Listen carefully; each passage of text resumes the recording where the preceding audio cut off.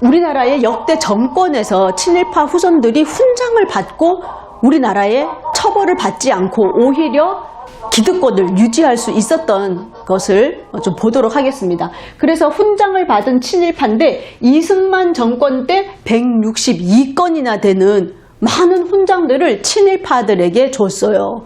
그리고 그 이후로 박정희 정권 때는 205건이나 되는 많은 사람들에게 훈장을 주고요. 그 이후로 최규하, 전두환 때 또 많죠. 노태우, 전두환, 노태우 때 또 많고, 그 다음에 김영삼, 김대중, 노무현, 이명박 해서 이렇게 친일파들에게 훈장을 많이 줬다는 것을 알 수가 있습니다.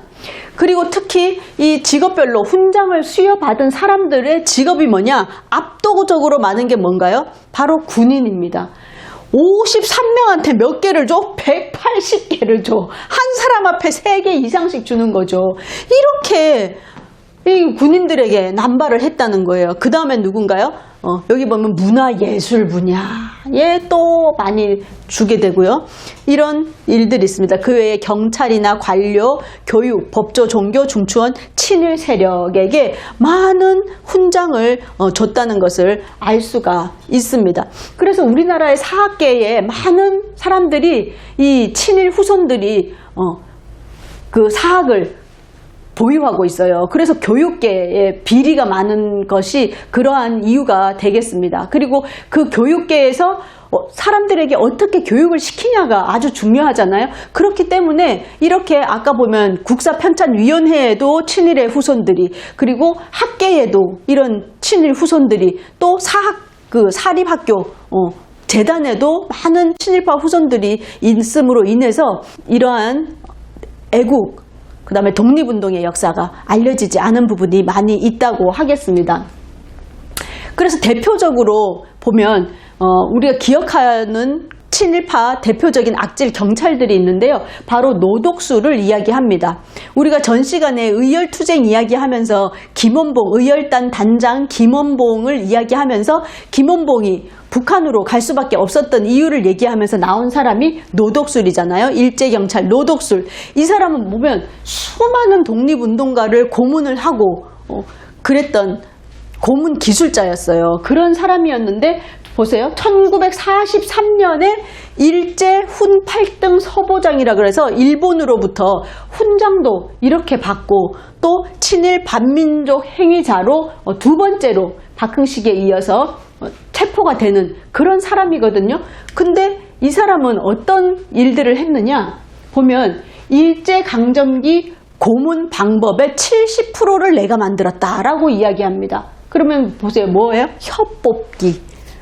생각만 해도 끔찍하죠. 혀 뽑기, 그다음 머리카락 뽑기. 머리카락을 이렇게 뽑고 나중에는 막 잡아당겨서 이 머리 가죽이 벗겨질 정도로 그런 고통스러운 거. 그 다음에 우리 서대문 형무소에 가면 상자, 네모난 상자에 못이 안으로 박혀 있는 거 보신 분들 계실 거예요. 그럼 거기 안에다가 독립운동가들을 이제 옷을 벗겨서 집어넣고 발로 그 상자를 차는 겁니다. 그러면 온 몸에 그 수십 개의 그 못이 박히는 이런 고문을 만들어낸 사람이 노덕술이에요. 그래가지고 너무 이게 미친 듯이 고문에 매달리는 것을 보고 일본 경찰들이 오히려 더 놀래고 무서워할 정도로 이렇게 했던 사람이 바로 노덕술이에요. 그래서 이 노덕술은 학생들도, 어린 학생들도 잡아다가 고문을 해가지고 고문하는 도중에 그 사망하게 되는 그런 사건들이 있습니다. 이런 사람들이에요. 해방 이후에 우리가 독재 정권 하에서 그 남영동 고문실 이런 데서 사람들 많이 죽었잖아요. 그때도 이런 수법을 많이 썼죠. 그런 것들이 쭉 내려오는 거예요. 그런 걸 알 수가 있습니다. 그 외에도 이 사람은 보면 대부분의 독립운동가들을 해방된 이후에 잡아서 고문을 또 했다는 거예요. 그래서 대표적으로 누구예요? 의열단장 김원봉을 잡아다가 중부경찰서에서 고문을 했다. 언제? 일제강점기 때 고문했냐고? 아니라는 거예요. 언제 했냐? 해방 후에 고문을 했다는 거예요. 제목이 뭐야? 그를 빨갱이로 몰았다. 이렇게 해가지고 김원봉 선생님은 어떻게 해요? 내가 독립운동 하면서 그 가장 그 현상금이 높은, 김구 선생님보다도 현상금이 더 높은 그 정도의 요주의 인물이었는데 잡혔다 안 잡혔다? 한 번도 잡히지 않았다. 그런데 해방된 나라에서 그 친일 경찰을 하던 놈에게 잡혀서 온갖 수모를 당하고 그런 고문을 당하는 이 어이없는 현실에서 3일 동안 식음을 전폐하고 눈물을 흘리셨다고 하잖아요. 이런 어처구니 없는 일이 해방전국에서 일어났다는 것입니다. 자, 노덕술뿐만이 아니래요. 누가 있냐? 합한락이라고 있습니다. 이 사람은 뭐로 불리냐면 고문귀 해서 고문귀신이라고 불렸어요. 고문귀라는 그런 별명이 있었는데 이 사람입니다. 이 사람은 어떻게 했냐면 독립운동가들에게 아주 고통스러운 그 두려움에 떨게 하는 여러 가지가 있는데 뭐냐면 내 몸에서 내 피가 나가는 걸 보는 게 아주 극도의 공포라고 하거든요. 그래서 독립운동가를 잡아가지고 피를 이렇게 밑에 양동이를 놔두고 내 피가 빠져나가는 걸 보게 하는 겁니다. 그렇게 해가지고 피가 점점 빠져나가면 그 피를 다시 이렇게 해서 독립운동가들에게 다시 던져버리는, 뿌려버리는 그런 악질적인 고문을 인간으로서 할 수 없는 그런 고문들을 했던 사람이 이 합한락이에요.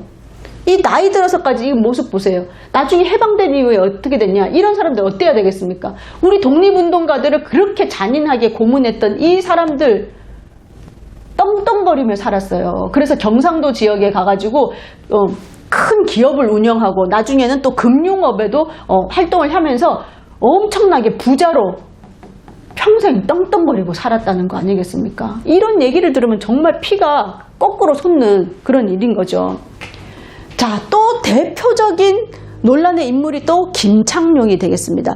이 김창룡은 1920년에 태어나서 56년에 죽었으니까 몇 살이에요? 36살, 아주 젊은 나이에 죽었는데 얼마나 나쁜 짓을 많이 했는지 이 짧은 시간 내에 그렇게 나쁜 짓을 많이 해가지고 오늘 우리가 이 사람이 죽은 지 지금 몇 년인데 이 사람 얘기를 하게 되네요. 어디서 태어나느냐? 함경남도 요덕면에서 태어나요. 요덕 그 수용소 그 얘기 들어보셨죠? 그 정도로 아주 오지에서 이렇게 태어나게 되는데요. 이 사람은 뭐냐면 어린 시절에 그쪽 북쪽 지역으로 이제 만주로 건너가면서 살면서 만주 철도의 그 만주국 철도 직원으로 근무를 하게 돼요. 그런데 근무를 하다가 일본 헌병부대로 이제 가서 말단직을 하게 됩니다. 심부름하고 막 이런 걸 하는데 자기가 성공하는 길은 뭐냐? 이 일제에 잘 보여가지고 그 공무원 그 경찰이 되는 게 이 사람의 꿈이었던 거예요. 그래가지고 25살에 헌병 보조원이 되면서 이 사람이 그 만주 지역에서 활동을 이제 열심히 하게 되는데 뭐라고 표현되어 있냐면 광적인 충성을 했다. 미치광이 광자죠. 이 광적으로 일본에 충성을 하게 되면서 독립운동가들과 독립운동 단체를 엄청나게 잡아들이는데 앞장을 서게 됩니다. 그래서 오죽하면 이 밤에 그 야간 보초를 서는데 다른 사람들은 다 서로 안 서려고 하는데 이 사람은 자기가 자진해서 일본 헌병들에게 잘 보이기 위해서 그런 일들을 할 정도로 아주 충성을 했다는 거예요. 그러면서 어떤 계기로 이 사람이 갑자기 이제 뜨게 되냐면 중국 공산당 거물이 있었어요. 이 사람이 항일 운동을 하는 중국계의 거물이었는데 그 사람 왕진리를 체포하는데 앞장서게 됩니다. 그래서 이 김창룡은 어느 정도냐면 자기가 미리 이런 독립운동 단체에 들어가요. 들어가가지고 거기에서 그러니까 소위 말 밀정이죠. 진짜 같이 활동하고 막 생사고락을 같이 하는 것처럼 하고는 이 사람들을 일본에 넘기는 그런 일들을 했습니다. 그래서 단 2년 만에 항일 조직을 50개나 적발을 했어요. 그러니까 한 달에 2개 꼴이죠. 한 달에 2개 꼴로 적발을 하고 그러면서 헌병 5장 많이 들어보셨죠? 지금으로 치면 군인 이제 하사급 되는데 5장에 발탁이 되게 됩니다. 그러면서 이제 완장을 차게 된 거죠. 그래서 더 활개를 치면서 독립운동가들을 잡아가지고 많은 사람들을 죽이고 처형을 하고 이런 일을 했거든요. 그러다가 1945년에 해방이 된 거죠. 그러니까 이 사람은 도망가야 되잖아요. 북한 그 땅에 있으면서 소련군이 거기 진주를 하게 되고 이 일본의 앞장섰던, 그리고 독립운동가와 독립운동 단체를 처단하는데 앞장섰던 이 사람이 체포가 되게 돼요. 그래서 뭐야? 친일 부역 혐의로 사형이 선고돼가지고 집행을 기다리고 있는데 어떻게 해요? 탈옥을 해요. 그러다가 잡혀.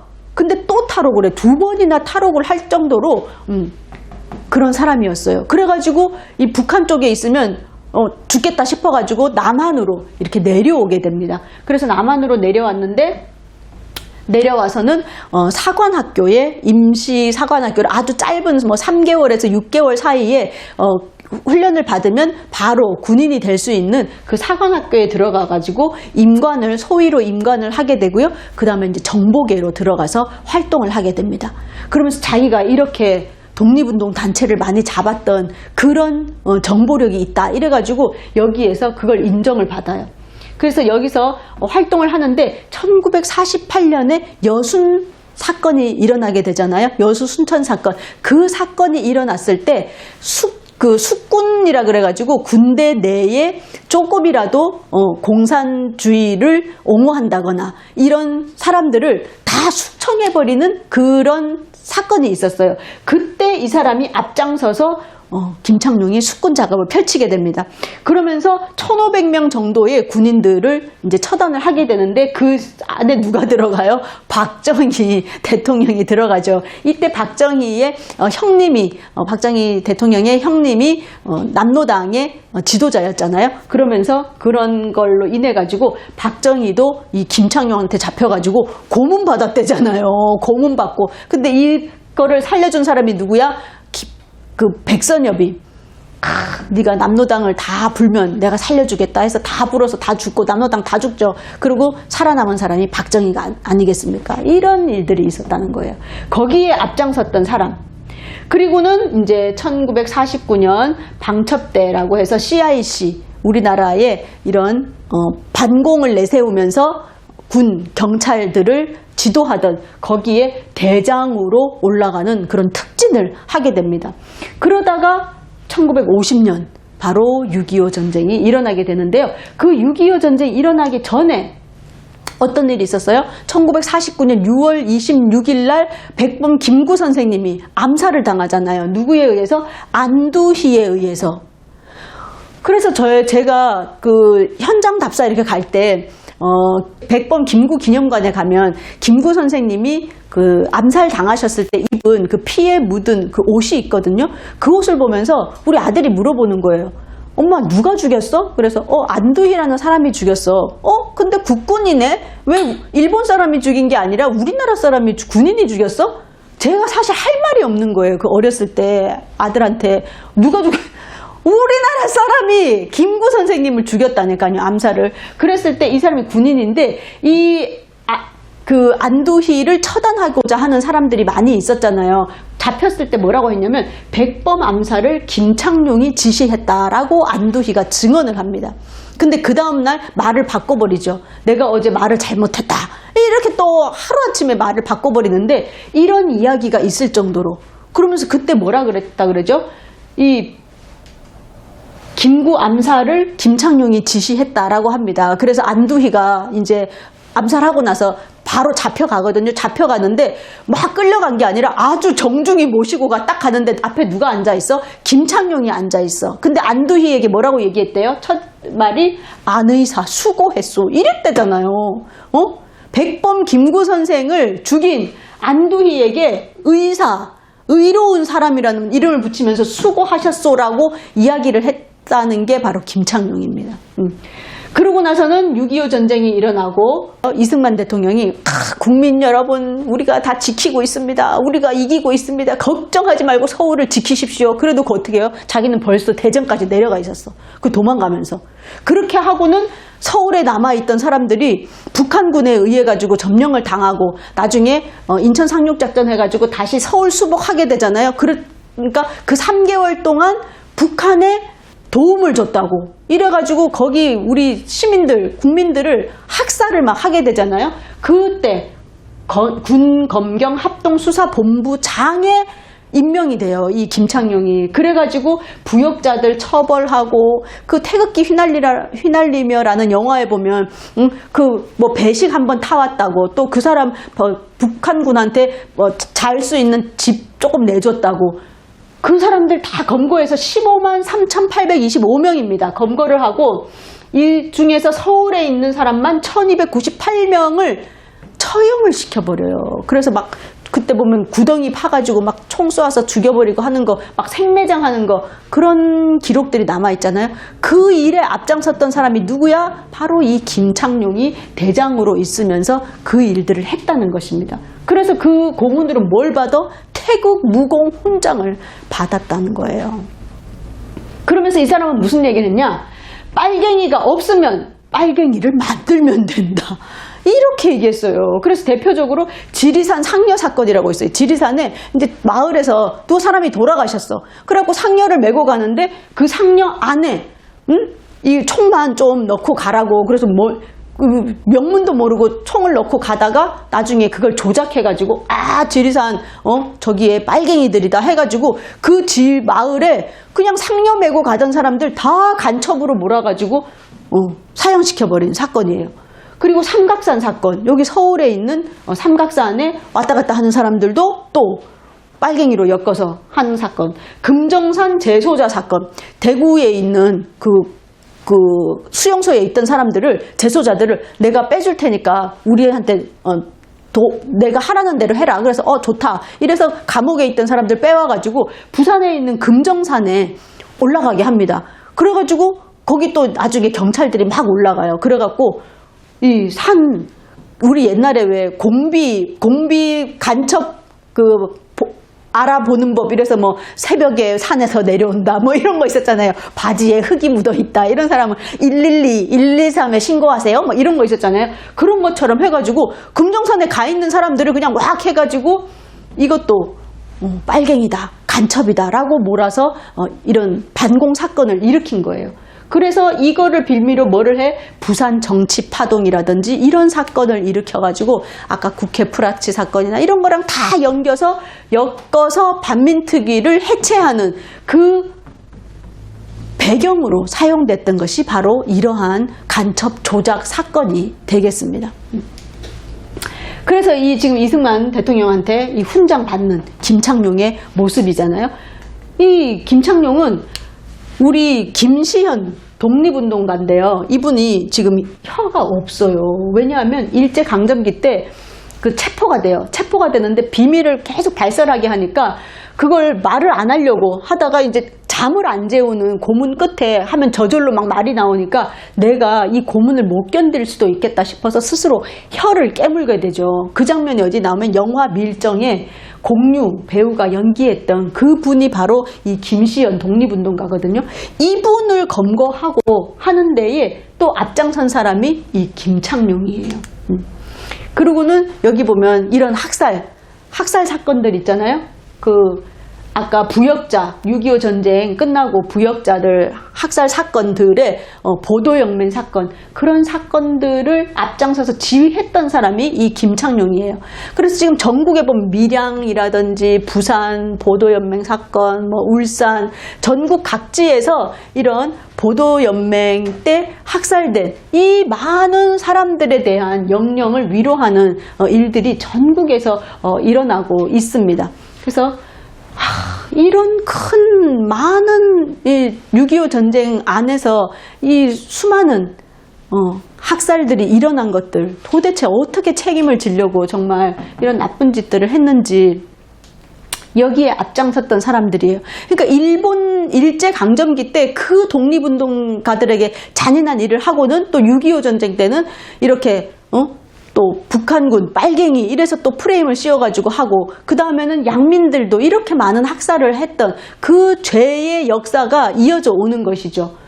그런데 이 사람이 나중에 어떻게 하느냐, 이 사람이 아까 봤던 노덕술이나 이런 사람들하고 오히려 경쟁을 해요. 왜? 이승만에게 충성 경쟁을 하는 그런 과정 속에서 군 내부에서 많은 문제를 일으키게 되면서 이 사람이 이제 살해를 당하게 되거든요. 그래서 여기 김창룡과 박정희, 그 다음에 김창룡과 그 백선엽, 이런 군내에서 이렇게 서로 경쟁을 하다가 결국에는 특무대 출신인 허태영 대령이나 이유회에게 저격을 당하게 됩니다. 그래서 36살의 젊은 나이로 이제 이렇게 높은 자리에 있었는데 죽게 됩니다. 근데 여기서 뭐라고 얘기하냐면 공산당 한 명의 무고한 양민 10명의 비율로 그의 손에 희생되었다. 공산당 죽인다고 하면서 양민이 아무 죄 없는 양민들이 더 많이 학살됐다는 거예요. 김창룡이 취급한 사건들도 전부가 협박 공갈로 자백을 받은 것으로 대부분 허위 날조됐거나 침소 봉대된 것들이었다. 한편 뒤편에서는 살인, 약탈, 협박 등으로 군수품을 빼돌려서 밀수를 하는 식으로 수단과 방법을 다 동원해서 김창룡이 그간 모은 재산만 20억 원이다 라고 1956년도에 이 재판을 하면서 김창룡 그 사망사건에 대한 공판을 하면서 이러한 이야기를 했습니다. 지금도 20억이 어마어마한 돈인데 이 당시에 얼마나 많은 그 재산을 가지고 있었는지 알 수가 있는 거죠. 자, 그런데 이 김창룡이 죽자마자 어떻게 됐냐면 이거 보세요. 우리나라 최초의 국군장을 이 김창룡에게 해요. 백범 김구 선생님이 암살 당하셨을 때 그 이승만 대통령이 빈소를 끝내 찾지 않거든요. 빈소를 안 찾아가요. 같은 어떻게 보면 초창기에는 독립운동했고 평생을 같이 한 그리고 또 국가의 지도자인데 김구 빈소에는 안 간다니까요. 근데 김창룡이 사망했다는 소식 듣자마자 2번이나 가서 조문을 했다 그러잖아요, 이승만이. 그리고 전 군에게 휴가도 가지 말고, 그리고 뭐 음주 가무 금지 전국에 그런 거 금지를 시키면서 김창룡 같은 애국자가 없다라고 이야기하면서 최초의 국군장을 치러준 거예요, 이 당시에. 그리고 중장의 추서가 되게 됩니다. 근데 나중에 아들이 이제 육사에 갔는데 이 에피소드가 김창룡을 쏙 빼닮은 거예요. 그래서 육사 시험치러 딱 갔는데 면접을 보는데 이 군인들이 다들 깜짝 놀랐다 그러잖아요. 김창룡이 살아 돌아온 줄 알고. 그래서 김창룡이 군에서 별로 너무 혼자 막 너무 조작 사건도 많고 이렇게 하니까 실언을 했기 때문에 탈락했다라는 이야기가 있어요. 그 이후로 가족들은 다 브라질로 이민을 갔는데요. 지금 대전 현충원에 가면 김창룡의 묘가 있어요. 그래갖고 해마다 이거 보세요. 민족의 반역자 김창룡의 묘 파내라 이렇게 해가지고 많은 시민단체 광복회 또 이런 데서는 지금 현충원에 우리 독립운동가들이나 나라를 위해서 목숨 바친 그 숭고한 영령들 사이사이에 이런 친일 매국했던 사람들이 불온하게 들어가 있다라고 해서 파묘와 이장을 주장하는 일들이 계속적으로 일어나고 있는 그러한 현실입니다. 자, 이렇게 우리가 해방 이후로 우리가 독립운동의 그 많은 역사, 그 오랜 역사를 기억하는 그런 강의를 쭉 해오고 오늘에는 그 마지막으로 이렇게 독립운동 했던 후손들이 얼마나 어려움에 처해 있는지 또 그에 반해서 나라를 팔아먹고 친일을 했던 친일 매국이 어떻게 애국으로 둔갑을 해가지고 이렇게 예우를 받고 있으면서 또 지금까지도 우리나라의 정치계라든지 언론계, 학계에까지 이어지고 있는 이 친일의 역사, 매국의 역사, 우리나라가 정말 잘 되기를 원하는 것이 아니라 일본의 언론을 앞장서서 비호한다든지 이러한 세력들이 아직도 있는 대한민국에 대해서 우리가 생각을 해보고 또 함께 독립운동의 그 숭고한 뜻을 우리가 기억하고 이어내려가는 일을 해야 되겠다라는 생각을 하게 되었습니다.